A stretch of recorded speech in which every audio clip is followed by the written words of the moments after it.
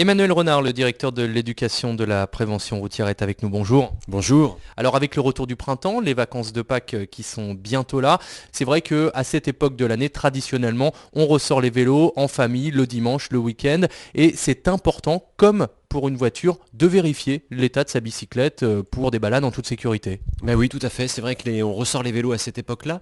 Et un vélo, même si c'est pas utilisé, ça peut un petit peu s'abîmer, hein. Donc il y a des points de sécurité à vérifier régulièrement sur son vélo. Il y a 22 éléments en fait à contrôler sur un vélo. Alors effectivement, c'est les freins, c'est la transmission, c'est la lumière, même si bon, effectivement les journées rallongent. On est une période où les journées rallongent, mais malgré tout, on va peut-être être amené à faire du vélo à la pénombre ou parfois quand le temps est malheureusement pas aussi bon qu'on le voudrait. Et donc l'importance d'avoir des lumières sur son vélo, des systèmes rétro-réfléchissants qui sont obligatoires et qu'il faut donc vérifier quand on reprend son vélo. Voilà, des systèmes rétro-réfléchissants, vous le dites, hein, et on le rappelle, c'est important, en dehors d'une agglomération, c'est obligatoire de circuler avec un gilet jaune.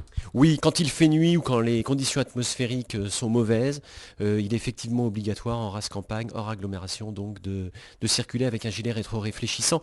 C'est très important parce que lorsque l'on est sur un deux roues, de manière générale, on est peu visible. Le deux roues est mal perçu par les autres usagers, donc c'est très important d'être très visible. Alors concrètement, Emmanuel Renard, cette opération diagnostic gratuit de votre vélo, comment ça marche?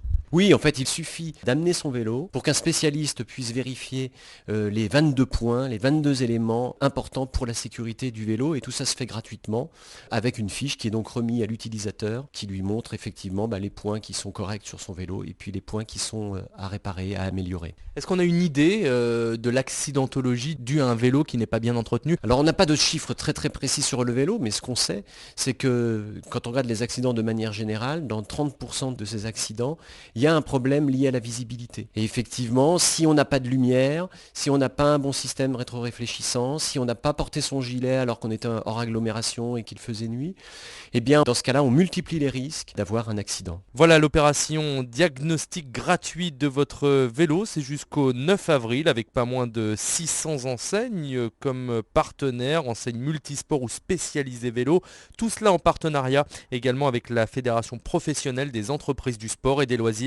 Un site internet pour info? Oui, on retrouve toute la liste sur le site internet diagnosticvélo.com. Il suffit ensuite de taper l'endroit où on habite et on a aux alentours les adresses des magasins qui font ce diagnostic gratuitement. Emmanuel Renard, le directeur de l'éducation de la prévention routière, était avec nous. Merci beaucoup. Merci.